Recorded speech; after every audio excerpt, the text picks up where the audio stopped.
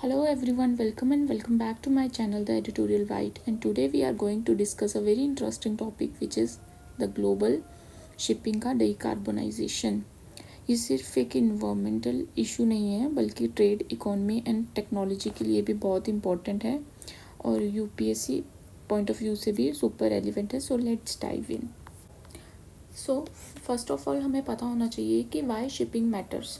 Shipping इतनी important क्यों है? बिकॉज शिपिंग दुनिया का 80% ट्रेड हैंडल करती है। कितना? 80% ट्रेड हैंडल करती है, जिसमें हमारे इलेक्ट्रॉनिक क्लोथ्स, इवन ग्रेन्स तक भी आते हैं। सारे ये सब सी रूट से एक्सपोर्ट इंपोर्ट होते हैं। बट जो आज की प्रॉब्लम क्या है शिपिंग इंडस्ट्री में, कि मेजर कंट्रीब्यूटर बन गया है कार्बन डाइऑक्साइड का। ठीक है, अगर बोलते हैं कि अगर शिपिंग एक कंट्री होती तो ये 6th लार्जेस्ट पोल्यूटर होती। तो अभी हमारा इशू है कि हमें इसको डीकार्बनाइज करना है। डीकार्बनाइज किसको बोलते हैं? डीकार्बनाइजेशन बोलते हैं जब हम डीजल, पेट्रोल या फॉसिल फ्यूल को रिप्लेस करते हैं ग्रीन फ्यूल से, और अपना जो नेट ज़ीरो एमिशन का जो एम है उसको पूरा करेंगे डीकार्बनाइज करके। तो हम देखें, अब हमें देखना है कि ग्रीन फ्यूल्स क्या होते हैं, वो हम आगे देखते हैं। तो पहले हम देखते हैं कि क्या बोलते हैं ये जो आर्टिकल न्यूज़पेपर में आया आज के द हिंदू में, ये क्या बोलता है। इसने बोला है ग्लोबल शिपिंग डीकार्बनाइजेशन। गोल क्या है? डीकार्बनाइजेशन करना। कब? 2040 से 2050 तक हमें एम करना है डीकार्बनाइजेशन का। इंडिया की क्या अपॉर्चुनिटी है?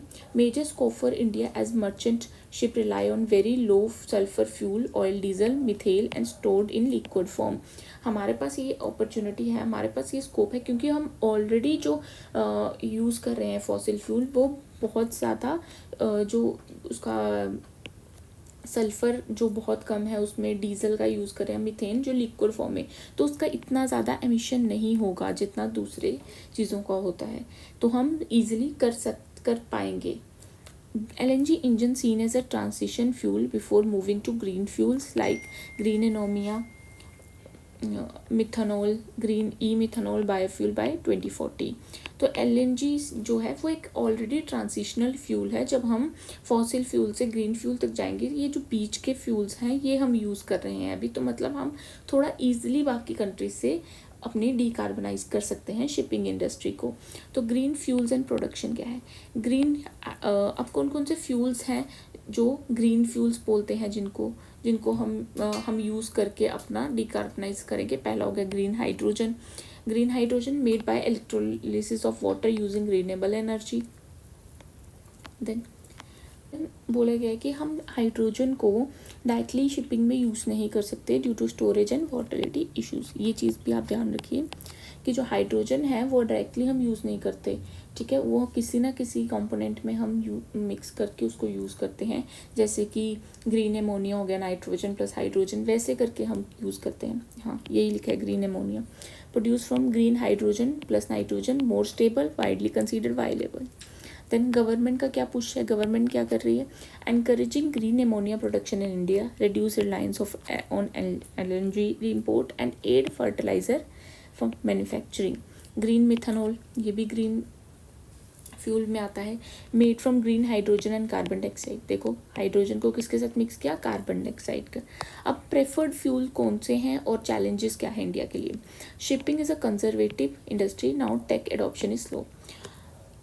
कर तो सकते हैं बट जो एडॉप्शन है वो बहुत स्लो है। थोड़ी कंजर्वेटिव इंडस्ट्री बोला गया है इसको, कि इसमें जो नए जो चीज़ें आती हैं उसको बहुत धीरे धीरे ही अडेप्ट किया जाता है।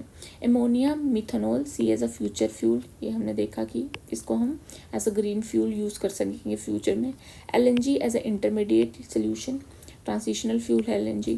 मेजर चैलेंजेस क्या है? High cost, lack of infrastructure, conservative mindset. ठीक है, कंजर्वेटिव माइंडसेट हम समझ गए कि थोड़ा सा हम लेट बैक कर सकते हैं कि नहीं चल रहा है, कि थोड़ा सा ऐसे लिबरल नहीं है इस चीज़ को कि हम नई नई चीज़ें अडॉप्ट करके उसको चेक करें।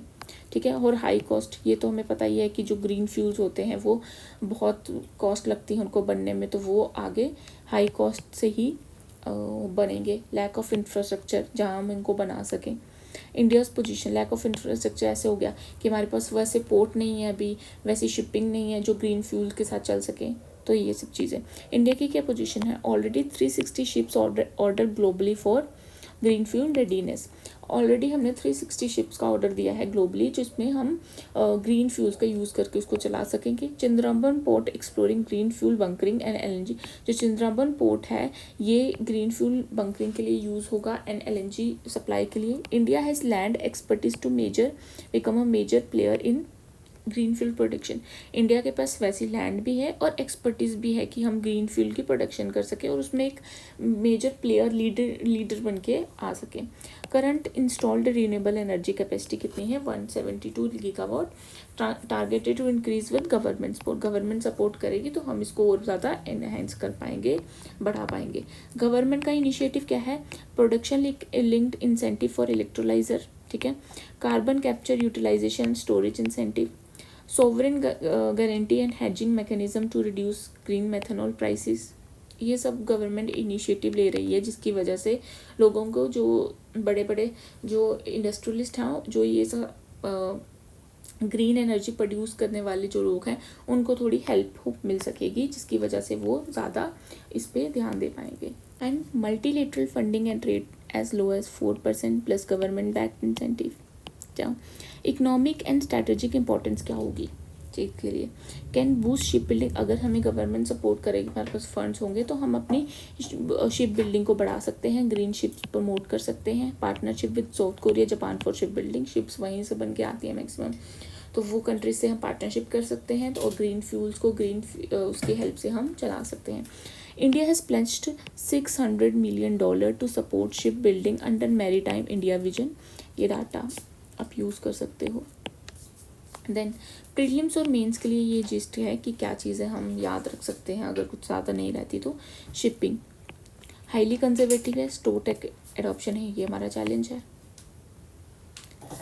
India solar power revolution show potential for green. हमें पता है कि हम ग्लोबल साउथ में आते हैं और यहाँ पे 1 सन 1 ग्रिड का वो चला है, ठीक है। तो इसमें हमारे पास सोलर एनर्जी है, उसका यूज़ करके हम ग्रीन फ्यूल्स बना सकते हैं। Need policy framework incentive and partnership. Government हमें इंसेंटिव दे रही है, पार्टनर दूसरी कंट्री के साथ हम पार्टनरशिप करके पॉलिसीज़ नहीं बना के हम उसमें लीडर बन सकते हैं। Aggressive push can make India as a green. और थोड़ा सा पुश करने पे अपना जो कंजर्वेटिव वो करने से हम एग्रेसिव पुश दे के उसको ग्रीन फ्यूल है बना सकते हैं। नाउ ये किस किस टॉपिक के लिए इंपॉर्टेंट है? GS3 इन्वायरमेंट इकोनॉमी के पॉइंट ऑफ व्यू से, GS2 इंटरनेशनल कॉर्पोरेशन, क्योंकि हमने जापान और साउथ कोरिया की बात की यहाँ पे, ठीक है। तो ये सब चीज़ें हमारे लिए इम्पॉर्टेंट है। तो ये था आज का टॉपिक शिपिंग डिकार्बनाइजेशन को लेके। अगर आपको इससे थोड़ी भी हेल्प मिलती है तो please do like share and subscribe to our channel. Thank you so much.